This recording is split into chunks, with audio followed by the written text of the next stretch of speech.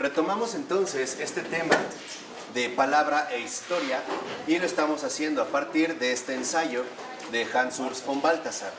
Entonces ahora nos vamos a colocar ante la otra cara de la palabra, o sea, no ante lo que se encuentra detrás de ella, o sea, la existencia de Cristo como Hijo de Dios, que entrega su vida en libre obediencia por la vida del mundo, sino ante lo que se encuentra delante de ella. O sea, ahora vamos a ver esta otra cara de la palabra, ¿no? La palabra delante de la historia, ya no atrás, de lo que ya sabemos, sino delante de ella. O sea, el mundo y su historia, con los cuales de hecho esta palabra se encuentra confrontada. Entonces, vamos ahora a dirigirnos a lo que está delante.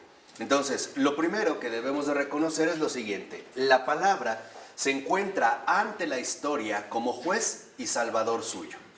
En este sentido, podemos decir que se encuentra en una situación dialógica, o sea, en una interacción, la cual, cuando se destaca su seriedad y se va más allá de los superficiales malentendidos, desemboca inevitablemente en una dialéctica del sí y del no, o sea, de la fe total que adora y del escándalo total que crucifica.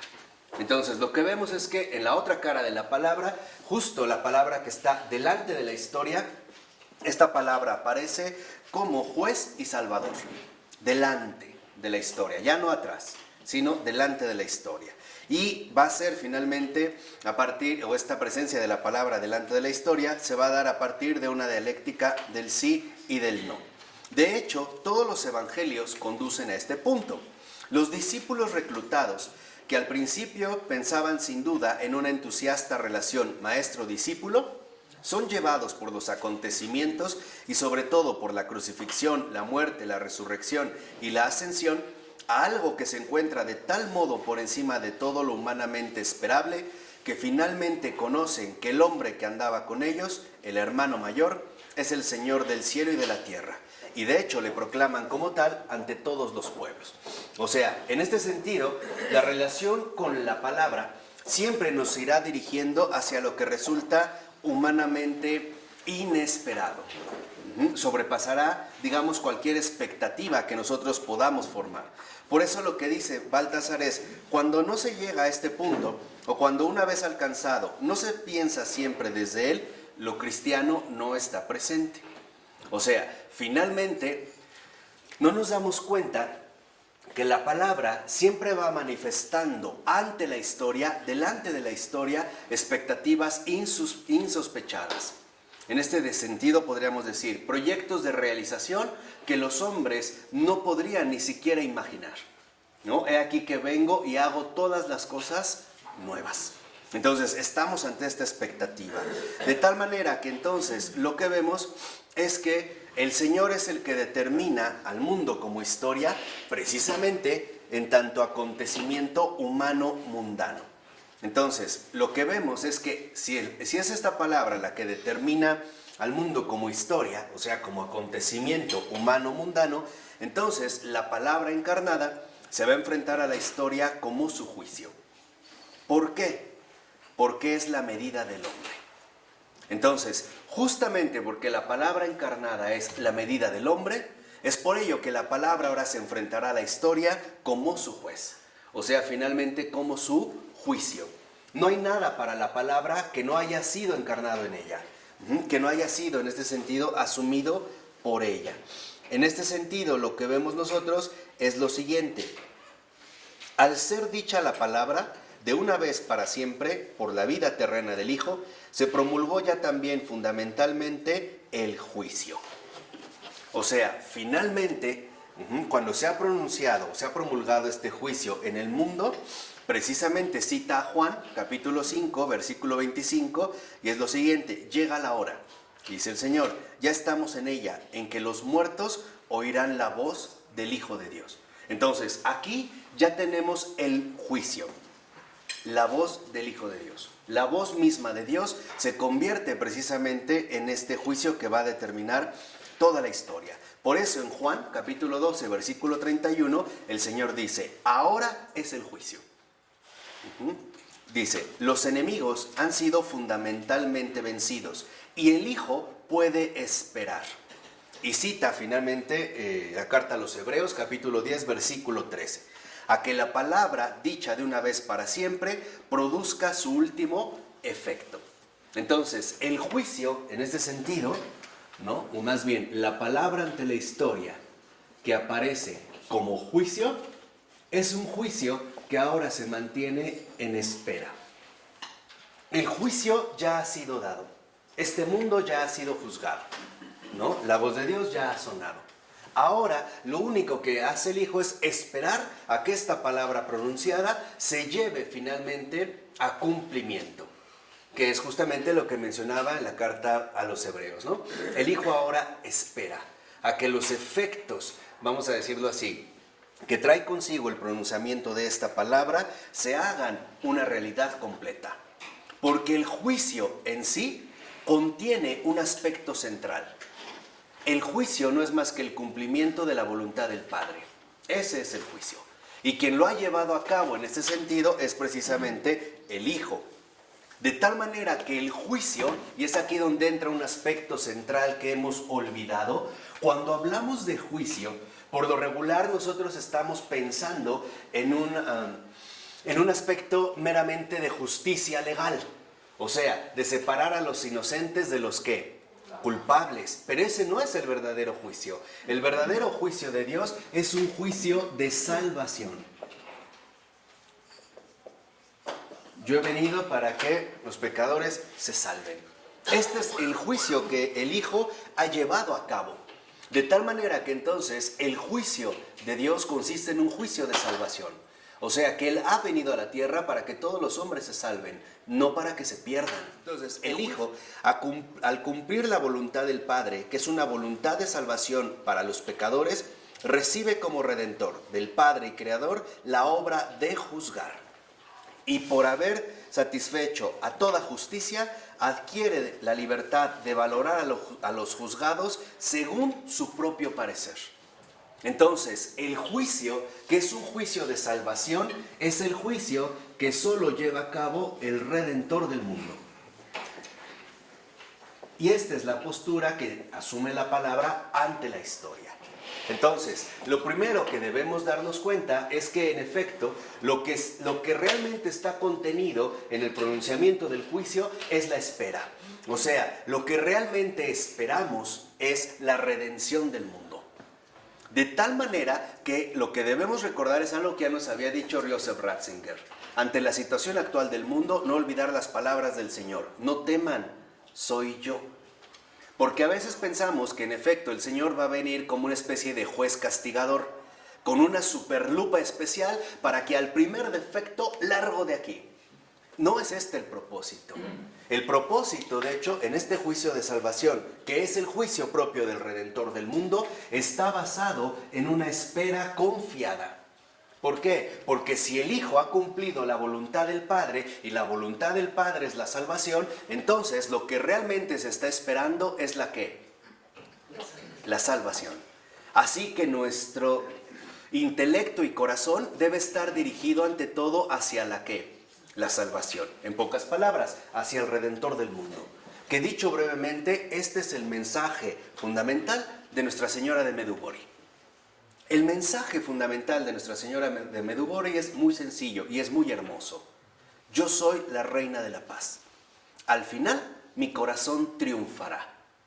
Fíjense, dos detalles. De los 6 videntes han visto todo lo que va a ocurrir y ninguno está ni atormentado ni lleno de angustia. Está alegre y sonriente.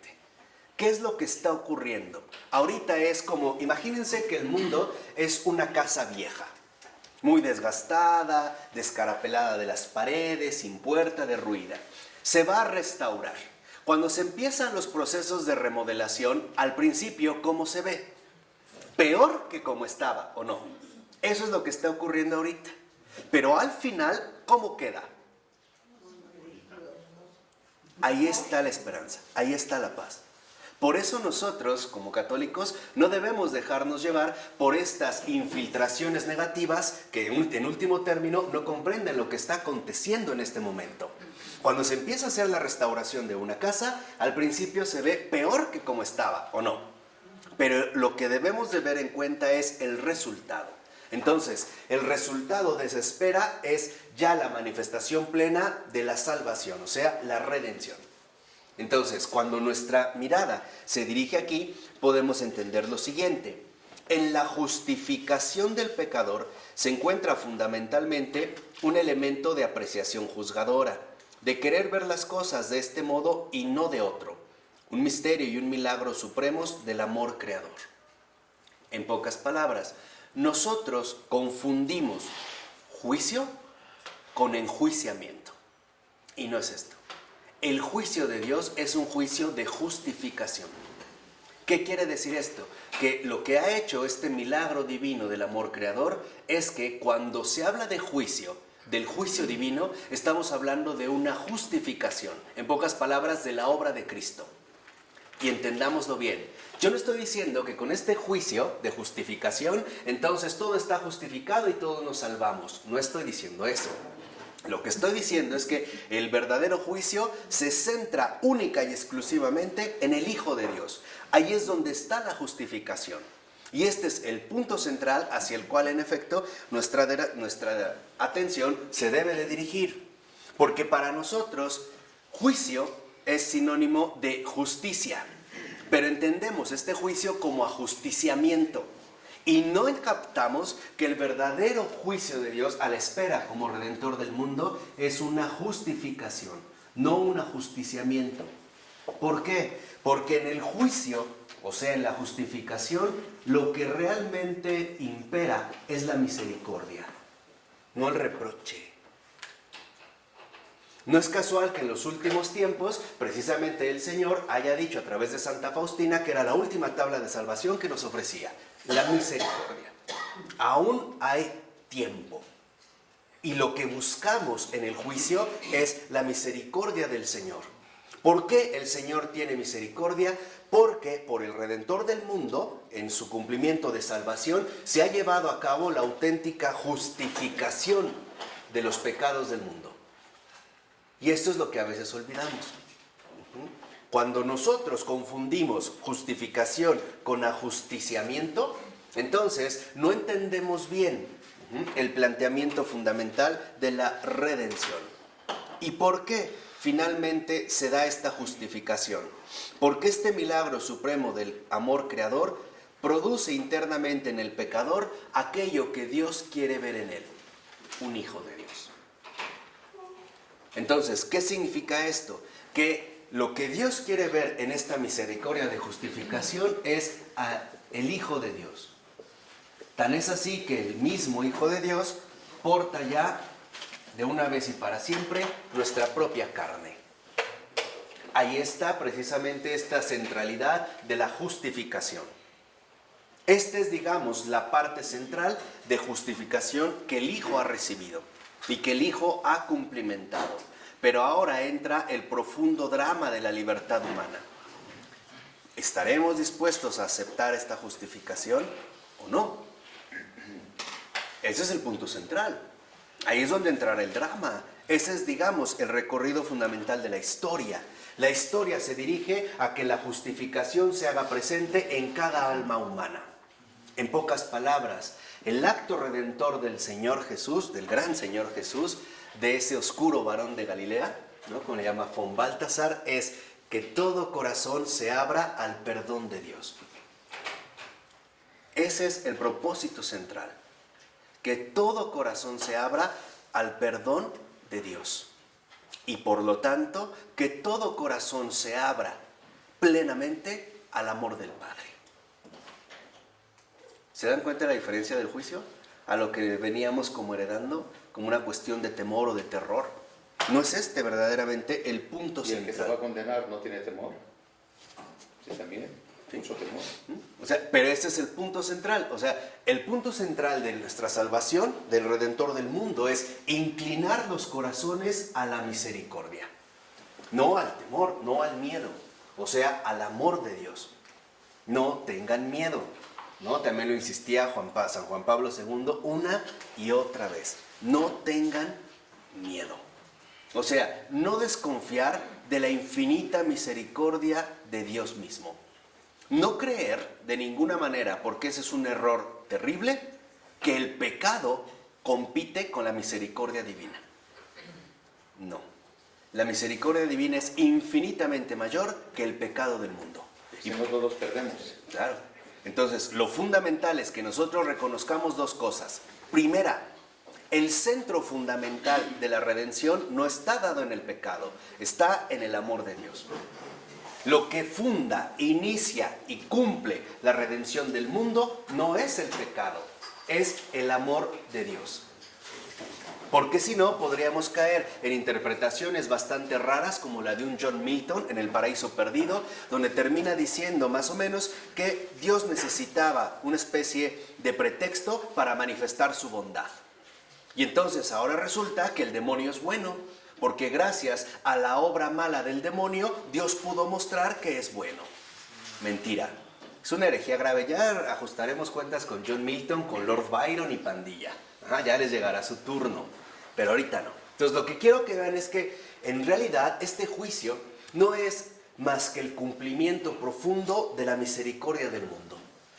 De tal manera que entonces la historia no es más que la dirección fundamental que llama a cada hombre a entregarse sin reservas, sin sonrojos, sin falsos pretextos al Redentor del mundo, al Señor de la misericordia. ¿Vamos? Exactamente. Al amor que no falla, o sea, al amigo, ¿no? Dice a continuación, dice Baltasar, Cristo no predijo su juicio futuro únicamente como hecho, sino que también predijo su contenido y su decurso esenciales. Pero uno de los elementos de este contenido es que, a pesar de la predicción, tanto los buenos como los malos quedarán asombrados ante la sentencia. Serán sorprendidos por ella. ¿Cuándo te vimos hambriento? No solo es algo que se dirige a los malos, es algo también que se va a dirigir a los ¿qué? A los buenos. Como nos dijo Florensky, a los héroes, ¿no? Pero si yo te di de comer, yo di, yo hice, yo esto. Entonces no es algo que solo va a sorprender a ellos, también se dirige en este caso a los buenos. Dice, la palabra es tan libre que incluso como palabra dicha, revelada, conserva su soberanía y su elevación plenas sobre el hombre. Entonces, lo que nosotros comprendemos de la palabra no agota la realidad viva de la palabra, sobrepasa. Y siendo honestos, lo que más sobrepasa la limitación humana es la misericordia. Porque hay algo que nos desborda. ¿Cómo puede Dios ser tan bueno con todos los hombres? Y como yo soy un hombre, también conmigo. ¿Cómo me aguanto? O dicho de otra manera, ¿por qué me soporta de esta manera? ¿Por qué no me escupe o me vomita? ¿Por qué ni siquiera permite que yo vea ya en la tierra mi realidad tan baja y pestilente? Ni siquiera me permite contemplar a la luz de la verdad mi verdadera bajeza. Este es el gran desafío. O sea, lo que realmente a nosotros nos impide acceder a la misericordia es la desconfianza. Y esto es lo que hiere el corazón de Jesús. No son los pecados, esos ya están perdonados. Pero el desconfiar de su amor y el peor agravio que podemos hacer a Dios es decir que Dios es malo. No hay peor agravio que le podamos hacer. Porque es desconocer por completo a Dios. Porque Juan lo dijo, Dios es ¿qué? Amor. Y es este amor que no solo se dirige a los ámbitos sorpresivos que nos manifiesta con sus dones, sino que también acepta la radicalidad de nuestra bajeza. O sea, entendamos que la esencia misma de Dios es misericordia. Que Dios no es un juez impaciente porque se llenen los calabozos del infierno. Dios está impaciente porque se llenen todas las casas, todas las habitaciones de la casa del Padre. Por eso Jesús se va. La casa del Padre tiene muchas ¿qué? Habitaciones. Entonces, el punto central no está en que se llene el infierno. El punto central está en que se llene ¿qué? El cielo. Entonces, el Hijo de Dios, que es el modo de justificación, apunta entonces al cielo. Entonces, el juicio de Dios, ¿hacia dónde apunta? ¿Al cielo o al infierno? Pues al cielo. Y ahí es donde precisamente nuestro corazón se va a dirigir. Por eso dice a continuación, incluso, por ejemplo, nosotros no podemos prever muchas cosas que el Señor afirma o hace. Pero lo fundamental no es eso, sino que lo fundamental es que a partir de los acontecimientos es que se obtiene la fe. Por ejemplo, menciona a Pedro. Pedro probablemente cuando le dice Jesús que va a padecer, que va a morir, y Pedro le dice que lo va a acompañar incluso hasta la muerte, que él no lo abandonará. Probablemente Pedro no era insincero, probablemente lo dijo con sinceridad. ¿Pero por qué? Porque todavía no había experimentado la realidad de los acontecimientos. Cuando ve que el acontecimiento se cumplió, de ahí obtiene su fe. Entonces, esta misericordia no es una cuestión enteramente aislada, sino que está basada precisamente en los acontecimientos del mundo, en los acontecimientos históricos. E incluso podríamos decir en los acontecimientos profundos de la vida cotidiana. Que un ser humano siga con vida en la tierra es porque aún Dios quiere sacar mucho buen fruto de él. Esa es la razón por la que siga siendo partícipe de la historia. Esa es la única razón fundamental, de fondo. ¿Qué quiere decir? Que Dios en este sentido tiene una profunda esperanza en su criatura, porque Dios sí ve los buenos frutos que se pueden sacar de ella. Aunque incluso todos los hombres lo veamos como un auténtico caso perdido. Por eso dice Baltasar, en las 7 cartas del Apocalipsis tenemos en espécimen, por así decirlo, el juicio. Tanto al rechazar como al salvar, descubre todo de manera inexorable y cortante. O sea, existe una amplitud de apreciación de la misma iglesia que va desde el rechazo más duro hasta la elección más delicada. Si nosotros vemos estos acontecimientos, entonces también podemos percibir que se dan 2 tipos de situaciones. Rechazo. ¿Qué se rechaza? El pecado, pero no el pecador. No podemos agarrar parejo. Con lo que se es cortante es con el pecado. El rechazo sí se corta, el pecado se corta de raíz. Pero también no solo se da un rechazo, también hay una elección. ¿No es esto, les pregunto yo, la conversión? ¿No es esto la dinámica profunda de la conversión? Que el pecador se arrepienta de sus pecados y que por lo tanto asuma una elección que le pertenece como hijo de Dios.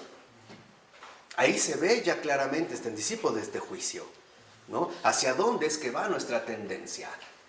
Lo que se busca cortar de raíz es el pecado. Pero para cortar de raíz al pecado hay que tomar elección por el pecador.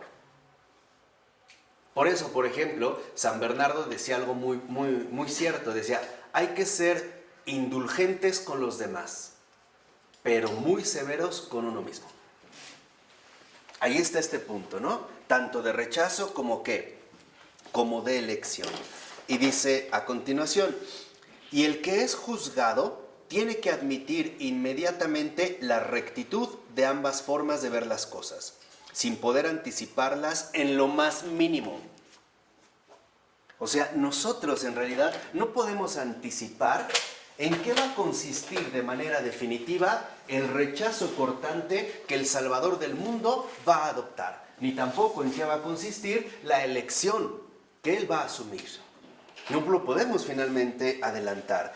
Dice, si se encuentra colocado en el lado izquierdo, por ejemplo, alejaos de mí, malditos, esta persona tiene que reconocer en último término que lo ha merecido. Si se encuentra por gracia en el lado derecho, tiene que confesar igualmente, el juicio de la gracia es justo por la obra de Cristo. Ahora, hasta que no se promulga esta palabra que juzga libremente, resulta imposible una evaluación total de la historia.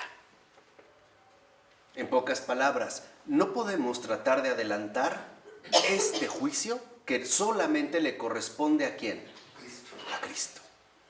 No podemos adelantar este juicio que solo Él puede llevar a cabo. Por ello, lo que vemos, y dice Baltasar, es que ante este juicio ni siquiera el pensamiento puede levantar objeción alguna. O sea, ante este juicio, ni siquiera nuestro pensamiento será capaz de levantar algún tipo de objeción. Porque no va a ser más que la iluminación total de todas las cosas a la luz de la verdad. Y algo queda claro. Muchas cosas que nosotros pensamos que eran buenas, veremos que eran muy malas. Y muchas cosas que consideramos que eran malas, veremos que en realidad eran muy buenas.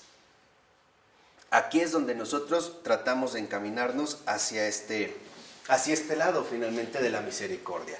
Dice, y esto es así porque no es ya el Dios absoluto, que aparentemente no conoce de manera experimental las condiciones de la existencia del ser creado. Por ejemplo, como Dios absoluto, ajeno a las realidades experienciales del hombre que aparece en Job, sino el hombre Jesucristo, Él es el que juzga al hombre. O sea, Jesucristo, que ha experimentado en la cruz y en la resurrección la completa justicia del Padre. Entonces, la justicia del Padre contempla la crucifixión, pero también la resurrección. No solo un aspecto. De hecho, si somos sinceros, y hay que serlo siempre, lo peor ya pasó. Lo que cada uno de nosotros tenía que haber asumido en carne propia ante Dios mismo es lo que Cristo hizo por cada uno de nosotros. Sufrir como Él, padecer como Él, morir en la cruz como Él y al final descender al infierno en una entrega infinita e incondicional al Padre esperando la resurrección. ¿Qué quiere decir? Que lo peor finalmente ya pasó. Lo peor ya pasó. La pregunta es, ¿por qué no entonces recibimos ya lo mejor? Que es la comunión con el Padre. ¿Por qué seguimos finalmente, como aferrándonos a esta separación con respecto al Padre? Y esto es sencillo, porque finalmente Cristo aparece como miembro de la humanidad. Entonces, ¿por qué no dirigir nuestro corazón con gran confianza al Redentor del mundo? Porque a veces solo pensamos que lo que tenemos que hacer es sufrir. Y esto no es así. Les dije, no solo se trata de un dolorismo. Lo que en realidad tenemos que hacer es padecer. Padecer no es sufrir.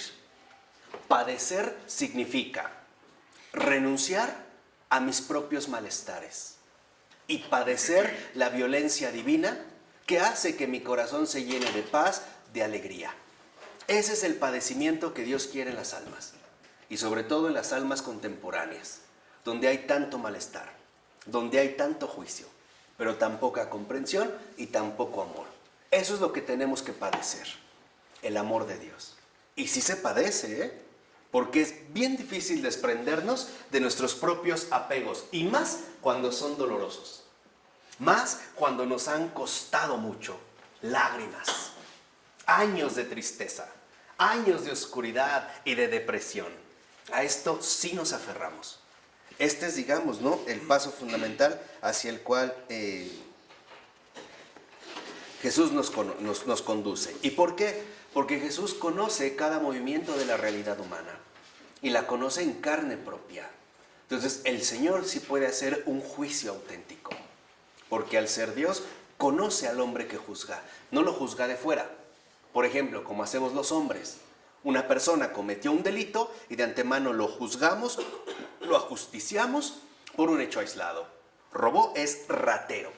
Ya, toda su vida queda enmarcada en ese acontecimiento. Ya, definitivamente es un ¿qué? Ratero. Ya está en la crucifixión. ¿Y la resurrección qué? ¿Dónde quedó? Porque dice, bueno, ese es un pecador, pero también está llamado a ser un ¿qué? Un hijo de Dios. Si esta es la voluntad del Padre. Nada más nos quedamos con un aspecto, ¿no? Castíguenlo. Nada más. Pero nunca decimos, bueno, cometió un crimen grave. Ok, ahora busquemos su santificación. Que el peor de los hombres sea el más grande santo de estos momentos, ¿no? Esto es lo principal. O sea, finalmente, ¿hacia dónde es que se van dirigiendo nuestras expectativas? Entonces, ¿en qué consiste el libre juicio de Jesucristo? En el autoconocimiento de la humanidad. En eso consiste el libre juicio de Cristo, en el autoconocimiento de la humanidad. Por ello, entonces, no crean que se trata de un mero acto maniqueo, que divide eternamente al hombre, sino más bien que logra reconciliar en el hombre lo que estaba separado. ¿Por qué? Porque en la cruz el rechazado, que soporta la culpa entera del mundo, es también el elegido. Y aquí es donde entra lo fundamental. En esta espera, los rechazados, o sea, todos los pecadores, o sea, todos y cada uno de nosotros, también son los elegidos.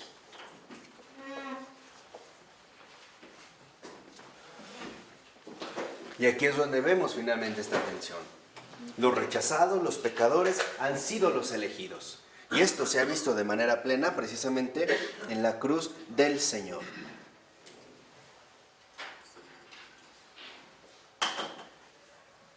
Entonces, lo que vemos ahora finalmente es que si nos dirigimos a cuestiones precisamente dentro de esta historia, dentro de esta situación histórica, lo que vemos es que en el decurso de los siglos cristianos, la palabra ha ido destruyendo cada vez más claramente las religiones que le hacían competencia, ¿no? Las ha ido como destruyendo. En esto es el verbum exterminans, en un sentido espiritual. O sea, lo que hace el cristianismo, la palabra, no es exterminar empíricamente las religiones, sino exterminar el error y la falsedad que pueden llevar a los hombres a adoptar falsos caminos. Este es el punto central. Ahora, ¿qué significa? Que esto también nos coloca actualmente en una situación particular. Primera, hoy en día se dan formas diferentes de manifestar la religiosidad humana. Y por lo tanto estamos convencidos que no es la palabra la que nos libra del error, sino que es nuestra propia forma espiritual la que define nuestro camino hacia Dios. Por ejemplo, decía Baltasar, el futuro pertenece al hombre religioso. ¿Quién es el hombre religioso? El que será tolerante con las formas de manifestación de lo religioso. O sea, el hombre religioso es el que hoy dice, por ejemplo, cualquier camino nos lleva a Dios. Entonces Jesús ya no es el camino. Ya puede ser que cualquier camino. Y dice Baltasar, frente a todo esto, la palabra de Dios, tal como la iglesia la predica, permanece aislada. Y en este sentido, cada vez también permanece más solitaria. Pero, a pesar de que se va quedando como sola, como relegada, ¿no?, del acontecer contemporáneo, y pueden decir que somos obsoletos, que somos dogmáticos, intolerantes, retrógradas, etcétera, etcétera, etcétera, aún así el mundo toma postura ante la palabra. Una postura, una posibilidad es, va a retomar lo mejor o lo que considera esta corriente, lo mejor del cristianismo, y lo va a tratar de presentar en formas seculares. Por ejemplo, la Declaración de los Derechos Humanos, que claramente es de inspiración cristiana. O bien, va a tomar ciertos aspectos que favorezcan o sean favorables para el hombre religioso desde el punto de vista ético, cultural y en general religioso de la humanidad. Pero lo que vemos es que en último término, la palabra sigue manifestando su presencia en el mundo. ¿Y cómo lo sigue haciendo? Precisamente a través de la iglesia.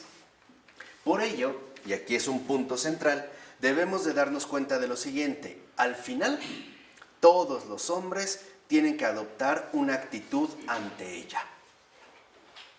¿Positiva o negativa? Pero todos los hombres, al final, tienen que tomar una actitud ante la palabra. Ya sea de manera positiva o bien de manera negativa. Por ejemplo, dice Baltasar, no existe ya un paganismo ingenuo.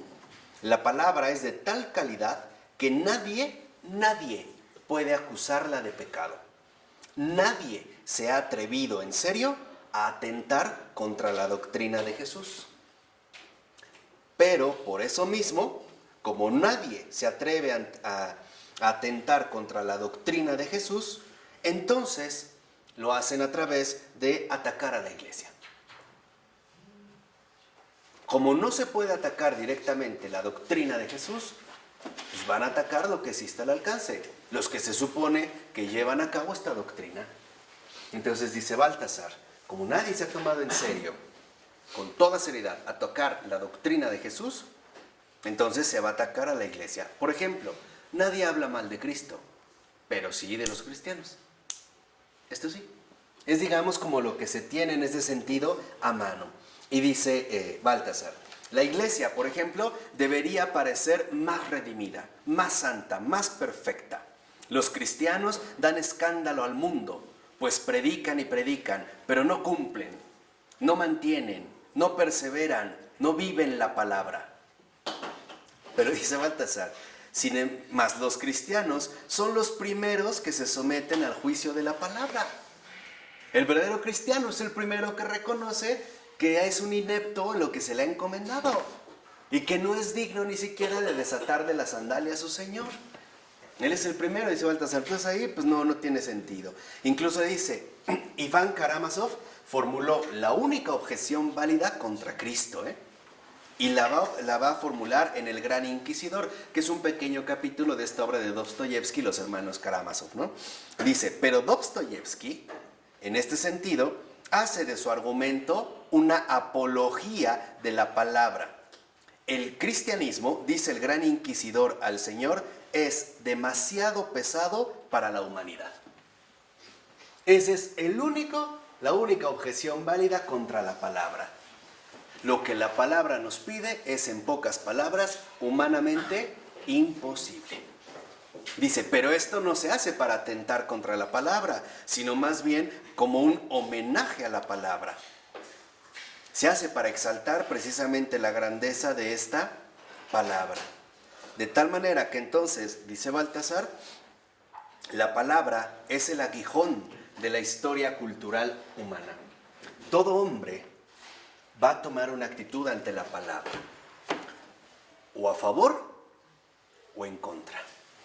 O tendremos, por ejemplo, ¿no?, posturas que ante este movimiento histórico lo toman a favor de la palabra, como en su momento hiciera Gabriel Marcel, por mencionar nada más un caso, que después de estarse carteando con un sacerdote porque él era ateo, agnóstico, más bien ateo, cosas así, en una ocasión recibe de unas últimas cartas de un sacerdote, la va leyendo y al final encuentra 2 renglones que decían, bueno, señor Marcel, después de todo, como decir, ya discutimos bastante, ¿no? Ya filosofamos mucho, ¿por qué no se convierte en uno de los nuestros? Y Gabriel Marcel dice que reconoció que esas palabras no venían del sacerdote, venían de alguien más, y entró en crisis. 3 días no salió de su casa. Ahí estaba la lucha. Al final dijo, sí, está bien. Y eso involucraba el desprecio del ámbito académico francés, ¿no?, el hecho de ser católico, que es como un insulto, una bajeza, pero se puso a favor. O alguien que simple y sencillamente toma una actitud de negativa, por ejemplo, Heidegger o Nietzsche. Sobre todo Heidegger, que en realidad es un apóstata, porque él comienza siendo católico. Entonces, ahí es donde se va a tomar finalmente esta actitud. En pocas palabras, el hombre no puede pasar indiferente ante la realidad de la palabra. Algo dirá. Desde un escritor como César Vallejo, que se encarniza con la iglesia y escribe este libro llamado Las putas de Babilonia, hasta un Romano Guardini que nos recuerda la verdadera esencia de la liturgia. Pero no podemos pasar neutrales. Será una toma finalmente de postura. O sea, no podemos evitar el encuentro con la palabra. Ahora, dice en este sentido también Baltasar, algo que debemos reconocer es que el desarrollo histórico de esta palabra precisamente se ha dado de una manera gradual. De tal manera que entonces todo lo que pueda ocurrir en los últimos tiempos, en el desarrollo de la humanidad, en sus posibilidades y dones internos, y todo lo que desde el mundo puede parecer ingente y poderoso, permanecerá preso en esta visión abierta del sentido total. O sea, en últimos términos, todo lo que ha ocurrido es finalmente, ¿no?, el desarrollo y la manifestación, la expresión gradual de la palabra. Entonces, ¿en qué consiste lo que llamamos plenitud del tiempo? La plenitud del tiempo en este sentido es lo siguiente. Por ejemplo, en lo que se refiere a la historia judía, puede entenderse en cierto sentido la razón por la cual los estadios de la historia tenían que irse sucediendo para que Cristo pudiera aparecer. O sea, las historias, por ejemplo, o el desarrollo histórico que nos habla de la antigüedad, no son situaciones aisladas o desconectadas unas de otras. Todos los aspectos de la historia forman parte, finalmente, de este desarrollo de salvación, donde también se incluye, por supuesto, al paganismo. Por ejemplo, va a decir, estos estadios judíos, todo el Antiguo Testamento, es un presupuesto esencial. O sea, son el desarrollo mismo de la conciencia de la humanidad. Y es verdad. Si uno revisa con calma el Antiguo Testamento, veremos que todos estamos llamados también a atravesar el camino de Israel. No lo podemos saltar. Desde que nos sacan de Egipto y estaremos chillando porque no tenemos cebollas y carne, hasta estas quejas de, bueno, mejor vamos a crearnos otro Dios, porque no. Veremos que es como este desarrollo gradual, donde se va concentrando la manifestación finalmente de la palabra. Por eso dice, si no hubiera existido un determinado grado de conciencia de la idea cultural de unidad y lo que es inseparable de ella, de la idea religiosa de unidad en el espacio situado entre Egipto y Babilonia, no es posible imaginar el paso de la época mosaica del politeísmo al monoteísmo estricto. Sin el esquema de la filiación divina de los reyes, no es pensable la idea davídica de rey. Sin el renovado encuentro con Babilonia y acaso con el Irán, no son pensables ciertos rasgos de la piedad judía clásica y tardía. Sin el encuentro con el helenismo, no es pensable la espiritualización y moralización de los libros sapienciales, con los cuales penetra ya en lo judío, ablandándolo, el elemento que más tarde, con San Pablo y San Juan, hará posible la total universalización del mensaje cristiano. Entonces, lo que vemos en este sentido es que, en efecto, esta palabra ante la historia está por encima de los nacionalismos, de los reduccionismos nacionales, porque no se remite a un pueblo, en realidad se remite a la humanidad entera. Entonces, la plenitud del tiempo esperaba, como presupuesto externo, esta apertura de la conciencia de la humanidad. En pocas palabras, ¿qué ha sido o qué es la historia? Una preparación evangélica. Esa es la historia. La historia es una unidad. Si nosotros contemplamos esta unión de rechazos y elegidos a la luz de la historia y a la luz, por supuesto, de la palabra que está ante la historia, podremos darnos cuenta que en efecto se trata de una preparación evangélica.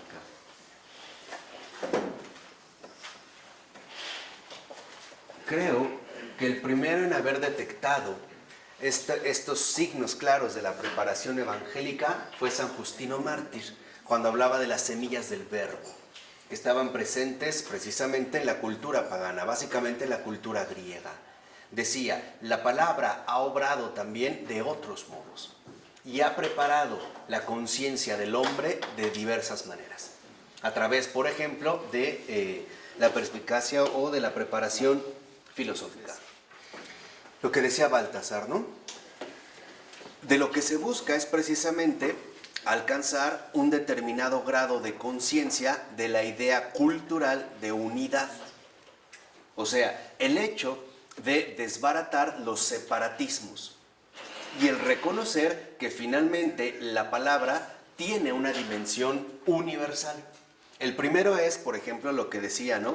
Esta idea religiosa de unidad en un espacio situado entre Egipto y Babilonia. ¿Por qué? Porque aparentemente Egipto y Babilonia se saldría del esquema determinado. En otras palabras, la mención a Egipto y a Babilonia nos permite contemplar una dimensión más allá de lo que en un primer momento se tiene fijado. O sea, contemplar también en Babilonia no solo los rechazados, sino también el proyecto fundamental de todos los elegidos. Es ampliar el espacio de la comprensión de esta conciencia humana. ¿Por qué? Porque la redención va a ser universal. va a estar dirigida hacia todos los hombres. ¿Sí? Por eso va a decir en el segundo, de tal manera que entonces debemos de entender esta apertura cuando en el Antiguo Testamento se nos hace mención tanto del politeísmo y del monoteísmo. De tal manera que esto nos conduce a ir ampliando nuestra comprensión de la realidad del mundo. Una realidad que contempla aspectos que a lo mejor en un primer momento podrían pasar desapercibidos. En esta, digamos, la apertura de los contextos. Dice a continuación, este esquema de la filiación divina de los reyes finalmente provendría de la idea davídica de rey. O sea, también esta filiación divina que podrían mantener o sostener otro tipo de reyes. Por ejemplo, Nabucodonosor. Donde también se va a reconocer, digamos, una filiación más amplia de lo que en un primer momento se estaba dando. O sea, finalmente es ir abriendo con estas referencias, con estos contrastes, la conciencia humana a la universalidad propia de la palabra, o sea, a la universalidad propia precisamente de salvación. Por eso después va diciendo, bueno, en la piedad judía clásica y tardía también vemos la influencia de Babilonia, pero probablemente también con Irán.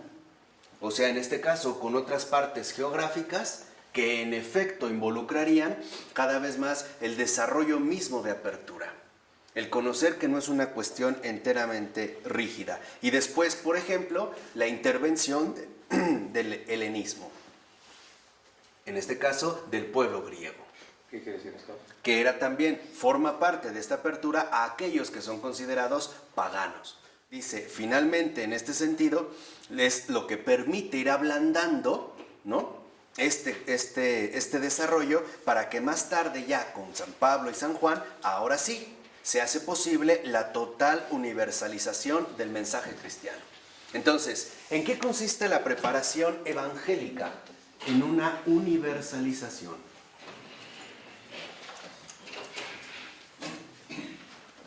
¿Por qué? Porque la redención, este juicio redentor del mundo, es universal. Está dirigido precisamente a todos los hombres.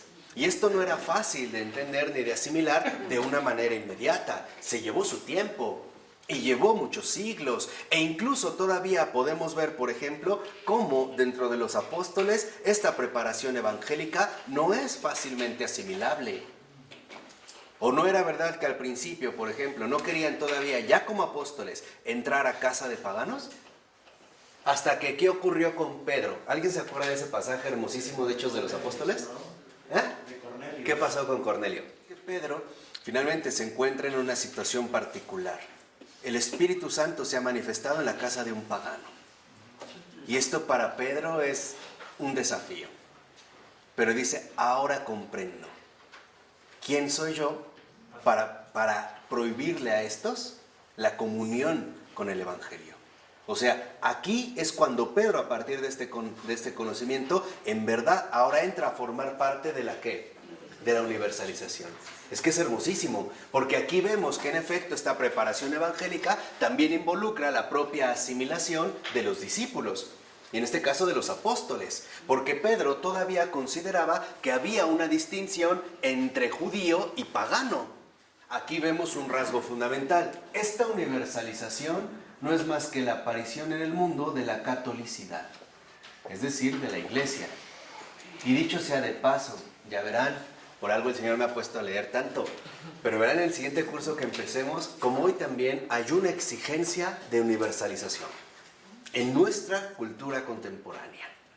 Hay también un llamado del Señor a recuperar la auténtica catolicidad. Y por lo tanto a vivir esta universalización o preparación evangélica que aún no termina, porque la historia sigue, porque el mundo continúa. Por eso dijimos, no estamos hablando de lo que pasó, sino también de lo que está delante de la historia. O sea, ¿cuáles son hoy en día las exigencias de la palabra? ¿Hacia dónde se dirigen hoy en día, en estos momentos, aquí y ahora, las exigencias de la palabra, que es justamente, ¿no?, el sentido profundo de la historia? Entonces, lo que vemos precisamente es que a partir de estos factores que se van como adhiriendo, se encuentran modos de expresión particulares que favorecerán el acercamiento de la palabra a todo el mundo. Por eso también Henri de Lubac decía que un grave error en el católico contemporáneo, es su alergia a la catolicidad. O sea, su molestia hacia la apertura de la universalidad. Como que le gusta mantenerse siempre bajo sus estrechas fronteras, ¿no? Resguardado de cualquier exigencia profunda de renovación. En pocas palabras, de cualquier manifestación de la palabra en la historia. Porque no olvidemos que esto sigue. ¿Por qué? Porque esto no se ha dado. Hasta aquí es hacia donde nos vamos a dirigir, ¿no? Entonces seguimos finalmente llevando este camino. Por ello va a decir, por ejemplo, von Balthasar, de la confluencia del cristianismo judío y el cristianismo gentil surge la Iglesia de Jesucristo. Es decir, de los elegidos y los ¿qué? Los primeros serán los últimos. Y los últimos, ahí está la universalización. O sea, los primeros que habían sido elegidos, después pasan a ser los ¿qué? Y los que éramos rechazados, ahora pasamos a ser ¿qué? Pero no podemos presumir. Porque ambos hemos sido rechazados y elegidos. Ambos formamos parte de esta configuración histórica de la palabra, de esta preparación evangélica. Así que no podemos presumir ante el Señor. En la historia no, porque nosotros, antes de ser elegidos, éramos rechazados. Y los que fueron elegidos en principio, ahora son ¿qué? Rechazados. Así que no podemos finalmente establecer como un criterio definitivo. Simplemente se está desarrollando, se continúa desarrollando esta preparación evangélica. Por eso dice Balthasar, y la teología paulina muestra con suficiente claridad que los paganos, si bien no pueden aportar las tradiciones de los patriarcas de Israel, no dejan sin embargo de contribuir en algo a la iglesia naciente, aun cuando solo sea con la contribución de no aportar nada, exigiendo y expresando así la libertad evangélica respecto de la ley. Entonces, ¿qué es lo que vemos? Que en realidad todo contribuye, todo está configurado para contribuir a la redención del mundo. ¿De qué manera? De la manera en la que la palabra precisamente, ¿no?, va extendiendo estos acontecimientos que en último término se dirigen justo hacia la catolicidad, la universalización, la iglesia. Porque en último término, ¿qué es la iglesia? Ahí está el papel oscuro de las sectas, ¿no? Claro, también. Que rompen con esta catolicidad. Claro. ¿No? Disgregan, se atomizan, ¿no? Se van como a madrigueras. Pero ¿qué es en último término la iglesia? La iglesia es la justificación del mundo. Es el lugar terreno de la misericordia de Dios. Esa es la iglesia. Esa es la iglesia. O sea, eso es lo que precisamente el Señor ha instaurado en esta universalización extraordinaria, ¿no?, enriquecida de muchísimas maneras. Por ello no es casual entonces que nos demos cuenta, en último término, que todo ha ido confluyendo para la configuración de la palabra. Por ello, dice Balthasar, cada nuevo grado de conciencia es una nueva exigencia de escuchar la palabra. Lo vuelvo a repetir, cada nuevo grado de conciencia es una nueva exigencia de escuchar la palabra. Y de hecho lo que el Señor nos está pidiendo en estos cursos es un nuevo grado de conciencia. Eso es lo que está pidiendo. ¿Para qué? Para escuchar la nueva exigencia que ahora la palabra está llevando a cabo. O sea, para ir finalmente, ¿no?, acorde con su propia voluntad.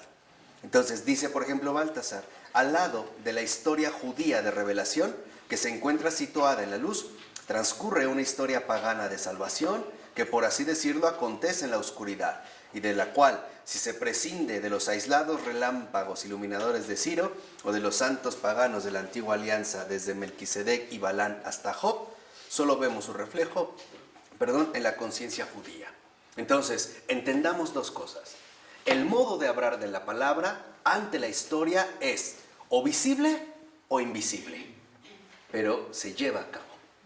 Habrá cosas en el camino de la salvación que fueron claramente visibles. Por ejemplo, la revelación del pueblo de Israel. Pero hay cosas que se han quedado en la oscuridad. Por ejemplo, el desarrollo de salvación al interior mismo del paganismo y de todas las otras culturas antiguas. Entonces, no creamos, y esto es fundamental, que la redención solo se lleva a cabo según lo que vemos. También la redención se sigue cumpliendo a partir de lo que no vemos y de lo que ni siquiera somos capaces de ¿Por qué sospechar. habla de Job? ¿Por qué habla de Job? Cuando menciona precisamente como estos ejemplos, ¿no?, iluminadores de los santos paganos de la antigua alianza, por ejemplo, Melquisedec y Balán hasta Job, salvo estos, ¿no?, que aparecen como determinados en la historia judía, también se han dado manifestaciones, aunque oscuras o desconocidas, en el ámbito pagano. O sea, finalmente darnos cuenta que la palabra no solo actúa según lo que nosotros vemos en la historia, como acontecimientos marcados, sino como también, sino a través de todo aquello que pasa inadvertido, que es lo que habíamos hablado de la dimensión de la historia, ¿no? Por lo tanto, va a decir Baltasar que en pocos siglos se llega desde la nada hasta Jesucristo. Entonces, en este sentido podríamos decir, ¿qué es la palabra ante la historia? Su recapitulación. Es la recapitulación de todo lo que ha acontecido en el mundo. La historia del mundo está recapitulada en Jesucristo. Yo una vez les ponía un ejemplo muy sencillo en el caso del paganismo. Les dije, para los trágicos, que me parece, los trágicos griegos, que es como la parte más lúcida de la conciencia pagana, y donde veían que finalmente estaban sometidos a un poder incontrolable que se llama destino, ellos anhelaban la llegada de un Dios. Y entonces empleaban el Dios salido de la máquina, que era un artilugio mecánico para al terminar la tragedia, algo descendiera de arriba hacia abajo, con cuerdas, con poleas, y ahí terminaba. Ahí está una clara manifestación de la palabra. Ahí está el verbo. Los egipcios no creían el nombre de Dios, para ellos no era el que viene del cosmos. ¿Sí? Sí. Ahí, Esperaban que Dios tenía. ahí hay algo, o sea, pero esto no es parte del desarrollo de la humanidad. Es parte de la manera en que la palabra ha ido entretejiendo a través de la historia la salvación del mundo. Voy a tratar de acabarlo con una imagen. Cuando Jesús le dice a Pedro, sígueme y te haré pescadores de hombres, le está enseñando lo mismo que hizo Jesús. Jesús, como la palabra, fue tejiendo una inmensa red. La diferencia es que la red de Jesús abarcaba el mundo entero. Y en esta red están todos los peces, los buenos y los ¿qué? Los malos. Pero algo nos queda claro, Él es el pescador. ¿Quién decidirá finalmente cuál será el último destino de esta pesca? Es Él. Porque Él ha tejido la red, porque Él sabe lo que ha sufrido por cada uno de estos peces, porque Él llevó a cabo la pesca, porque Él lo ha sacado, porque a Él le ha costado. Y dentro de esta pesca, nosotros que ya fuimos atrapados en sus redes, estamos llamados ahora a pasar la red a los demás. De tal manera que el mundo entero quede apresado en una pesca extraordinaria, para que llegue el Hijo ante el Padre y le dijera, aquí están los que tú me diste. Y ahí donde yo esté, ahí quiero que estén ellos. Todos ellos. Y entonces sí, podamos finalmente formar parte de esta bellísima recapitulación que el Señor ha llevado a cabo. ¿Por qué? Porque no podemos olvidar precisamente la siguiente cita de Génesis, capítulo 9 y 10, capítulo 9, versículos 9, 10 y 16. Dios desde el principio en su palabra ha llevado a cabo una alianza perpetua entre Dios y toda alma viviente. Esa es la alianza. Una alianza perpetua entre Dios y toda alma viviente. Cuando terminemos el curso de Florensky y empecemos el nuevo, vamos a ver de qué manera debemos comprender a las almas vivientes de estos tiempos, a partir de lo que viven, y darnos cuenta cómo la palabra está obrando, y para que no seamos obstáculo, ni piedra de tropiezo para ellos, sino más bien instrumento eficaz de esta preparación evangélica, cuyo último paso será la resurrección definitiva de aquel que nos pescó, de aquel que nos atrapó en sus redes. Y lo peor, se atrevió a decirnos: ahora tú, sígueme. En el nombre del Padre, del Hijo y del Espíritu Santo.